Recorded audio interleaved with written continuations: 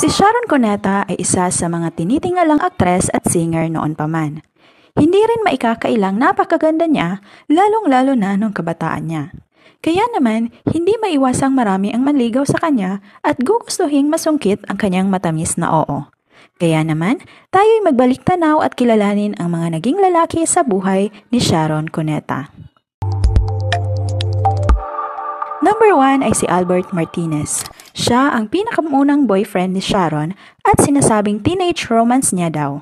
Si Albert Martinez ay ang puppy love ni Shawi, bagamat nauwi lang sa pagiging phone pals ang dalawa dahil sa dami ng trabaho nila. Number 2 ay si Gabby Concepcion. Si Gabby ay naging on-screen partner ni Shawi noon na nauwi sa kasalan at nagkaroon sila ng anak na si Casey. Ngunit pagkalipas ng ilang taong pagiging mag-asawa ay naghiwalay din ang dalawa. Number 3 ay si Roel Santiago. Inamin noon ni Shawi na kaya daw hindi nagtagal ang relasyon nila ni Roel noon ay dahil in love pa daw siya noon kay Gabby. Number 4 ay si Richard Gomez. Kung si Albert Martinez ang puppy love ni Shawi, si Richard Gomez naman daw ang great love niya dahil iniyakan daw niya noon ang kanilang paghihiwalay. Number 5 ay si Robin Padilla.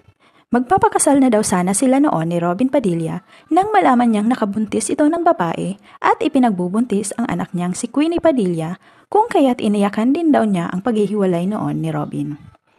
Number 6 ay si Charlie Cuangco. Walang masyadong ibinahaging detalye si Shawi sa kanilang relasyon noon, bagamat sinabi niyang noong panahong iyon ay nakikipagbalikan daw sa kanya si Richard Gomez.